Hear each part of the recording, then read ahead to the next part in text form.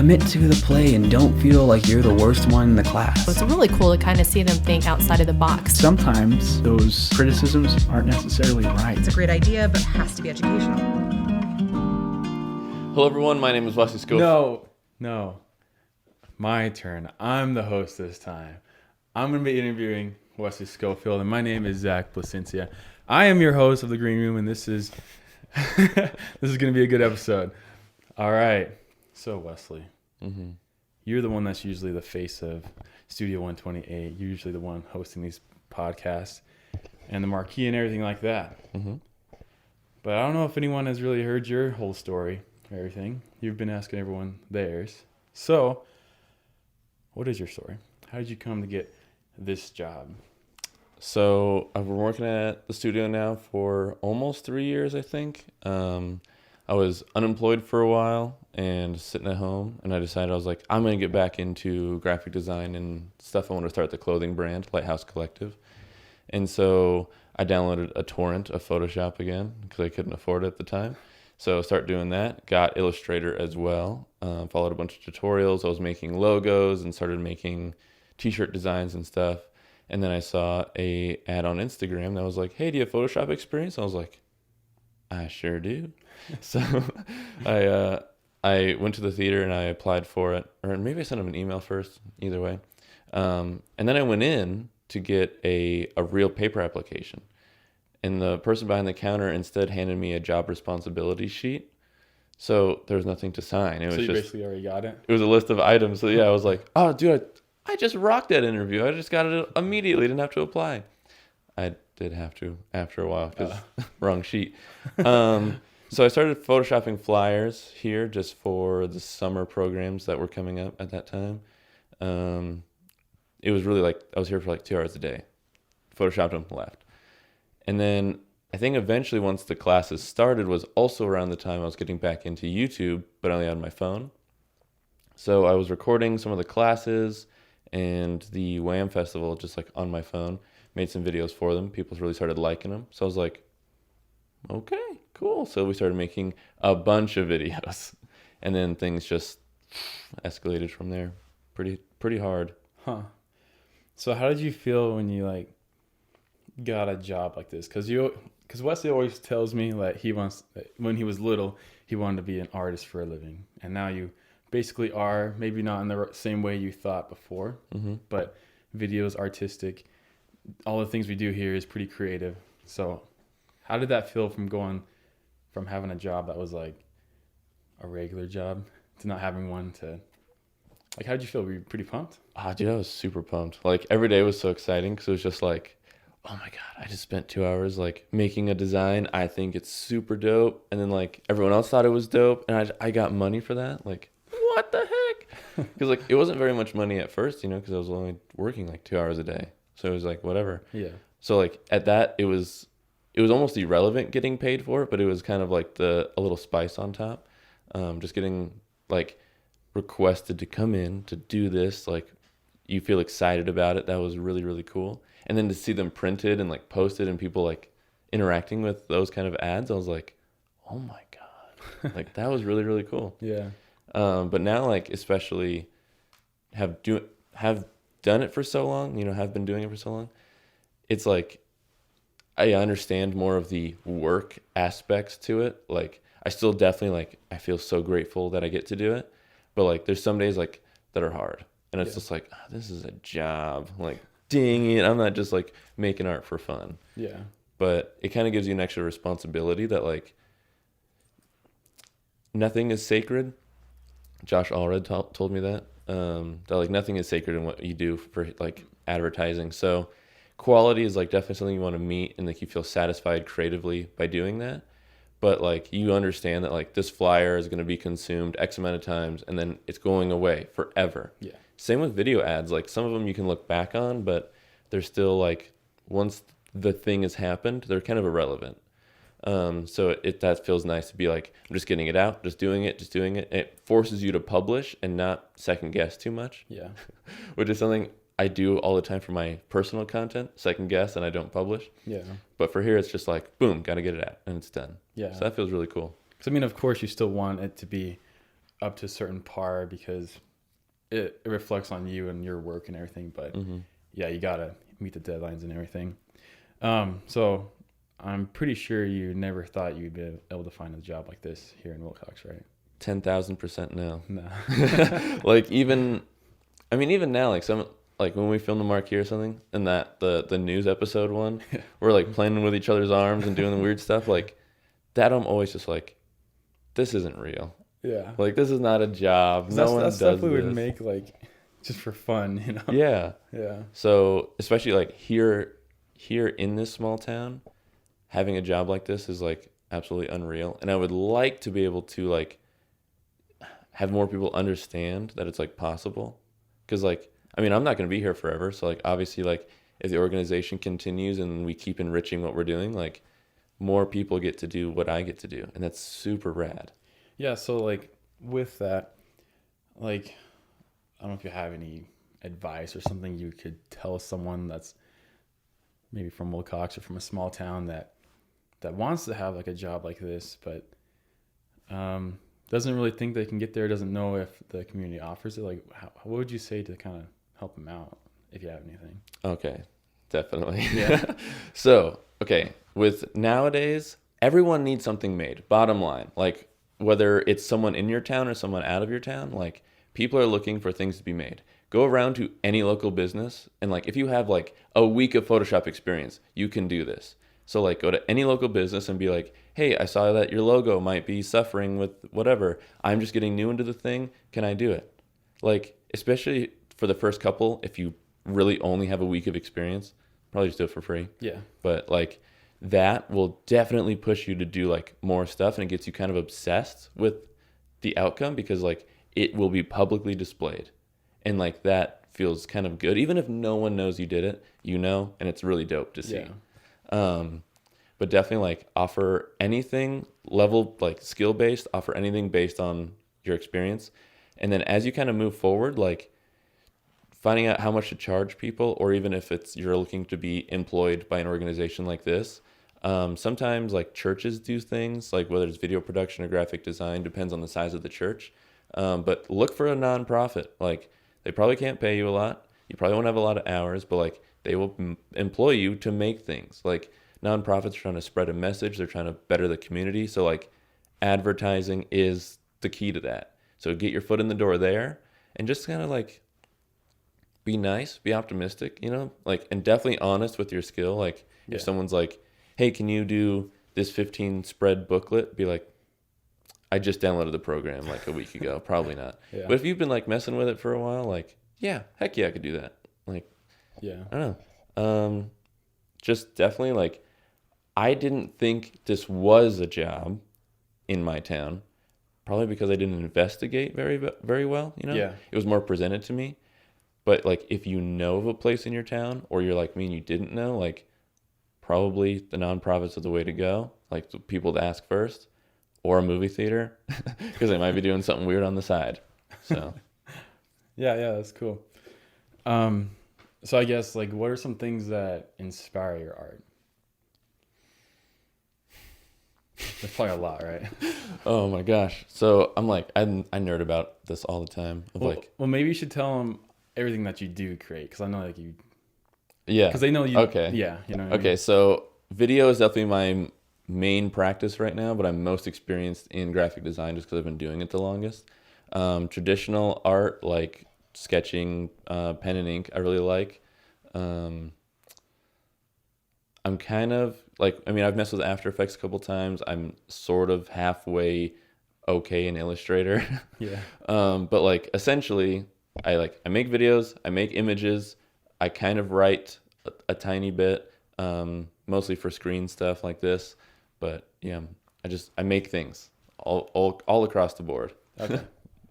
So, but the things that inspire me, like I won't like, I'll try to be broad, because being specific, I'll just be listing people's names all day. Yeah. So the first thing that is like what drives me is like nostalgia. I love Pokemon. I love 90s TV shows, like old music, like, or looking for key points of music interest in my life, like 2008 post-hardcore, like screamo, like Attack Attack.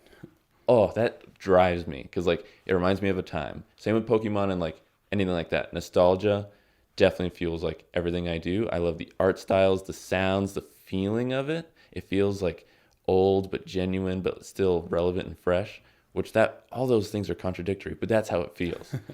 So then, second thing that definitely inspires me is just like taste versus skill. Like I have a very high taste in like fine art and fashion and video. Like I feel really sensitive to these kinds of things, that the just high quality stuff. And so like my taste is up here looking for like designer premium skill, but I'm still like working up to that. But like themes, like I really like anime, but I also really like more hardcore grungy stuff, like metal band covers and like really like metal band names that they're all like you can't even understand what they are. They're just a blur. I like those. I like really contemporary art. I mean Peter McKinnon and Casey Neistat are like my two favorite filmmakers. So, but taste versus skill is something I really believe in, and that's what kind of keeps me trying to go forward. Is my taste is here, my skill needs to meet that. Yeah. Creative Pep Talk podcast, Andy J Pizza. Andy J Pizza is inspiration. Oh my gosh. That dude pumps me up. But to be more broad, I really love podcasts in general. Those keep me inspired. I read a lot of online articles. I kind of Google everything, like how to, what is, why is. Like I'm really into philosophy in general. Like, oh my gosh. Mindset and philosophy, that's amazing. But like I said, I could totally ramble. I could ramble about this topic forever. So I'm going to push it back to you. So do you have like a preference of what type of art to do? Like video, painting? Do you have like a favorite? No, not really. Just because like it totally depends on what I'm in the mood for. And like, because sometimes I have a story in my head that I really want to express visually. So I'll do video for that. Because usually when I create images, I'm not totally trying to tell a story. I'm usually trying to convey information, or just, this is dumb, but just make something that looks cool. Like there's not a lot of more depth behind that. However, when I'm like designing clothes, I do want it to present a story in some way, just instantly. But it really depends on the mood. But I definitely prefer shooting film over editing it. I just think the shooting part is more fun, but the editing part is more satisfying once it's done. Yeah. It's just a slow process. For photos, again, I like the editing part on photos. I don't like shooting them as much because I always doubt if it's good. In making like sketching or even digital art, I don't know. It's kind of hard to pick one, but depends on the mood for sure. But also just depends on what I'm trying to create, because that's why I like being so broad in like what I can do. Is it's not really about what I am making. It's just that like, what can I make differently across all these different mediums? And that's what's inspiring too, is like not really what it is, but how it happened. I think that's cool. So I know we talked about how like going back to the whole talking to businesses, asking to do something for free, like that's going to kind of push you to make something creatively. Do you have any tips for like, I guess, learning? Like how do you learn? Do you just like Google it? Do you just look it up on YouTube? Yeah. So like when I want to learn a new skill, definitely YouTube. That's just how it is. I don't know. You can find really anything you want on there. And it's weird when I just watch a lot of YouTube, like whether it's tutorials or vlogs or just rabbit hole kind of content. Like I consume stuff on that platform 1,000,000%. And so I've curated all of the things I'm subscribed to, everything I follow. Like it's curated to kind of make me learn through experience. Like there's really only one or two channels I follow that are just purely for like comedy or enjoyment. Yeah. Everything else is either skateboard related, business related, or art related. And they all funnel into each other. Like it's all learning, like dudes learning how to build their businesses. It's all channels about like design and video tutorial things. So like everything I'm being exposed to is constantly pushing me to learn a new thing.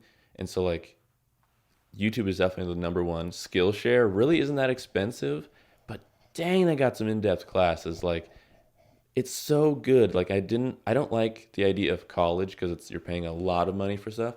But online courses like that, like Full-Time Filmmaker was like $800, and then you have it for life. And there's new stuff being updated to it. Amazing.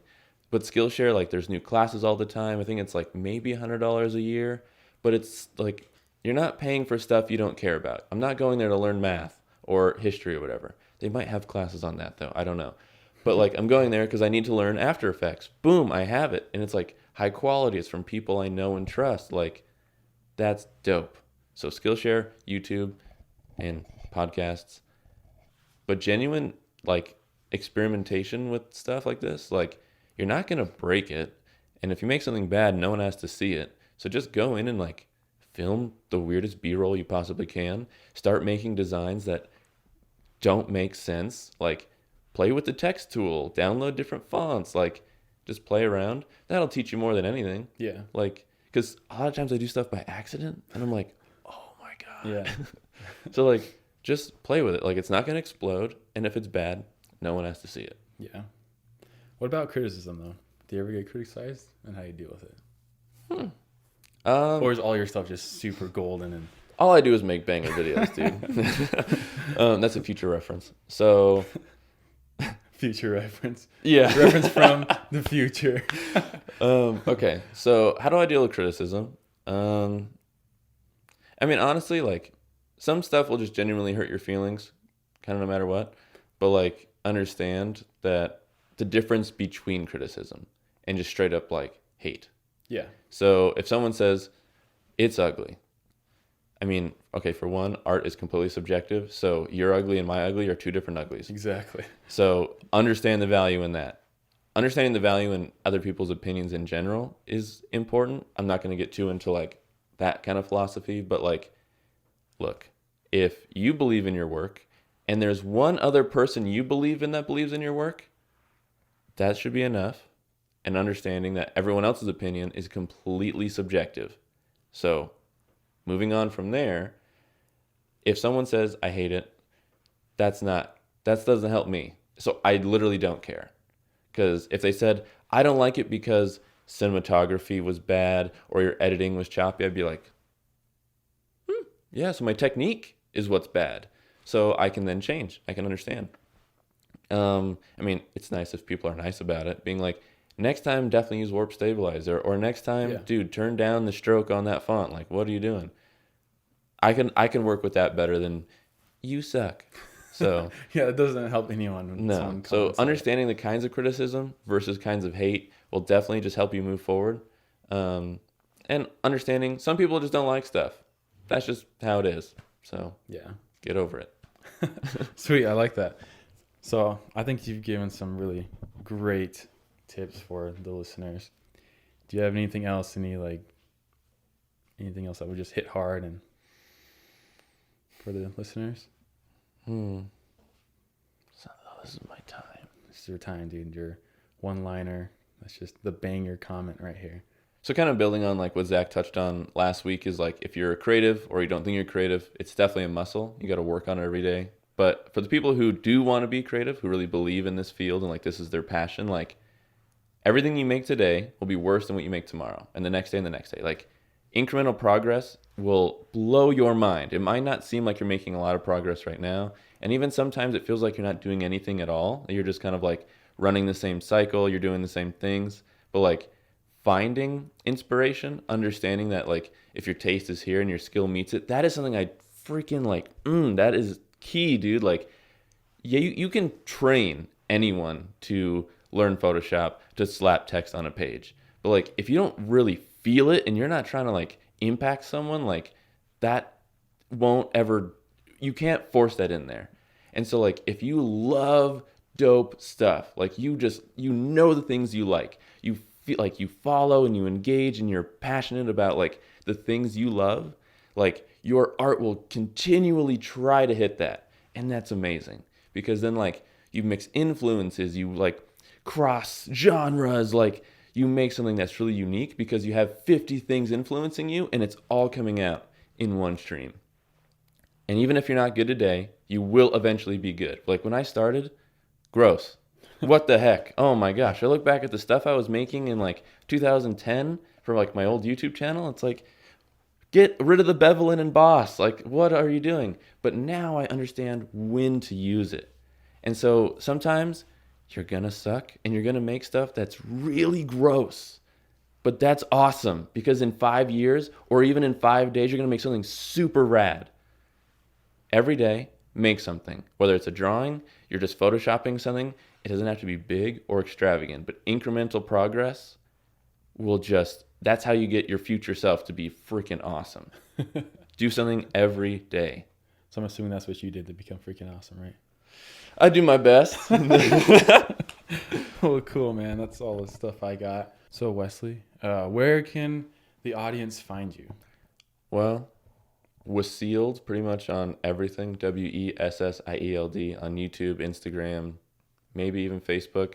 Like that's where I eventually post things, but I haven't been very strong at that. So oh hey, it's Wesley on Instagram is my main thing.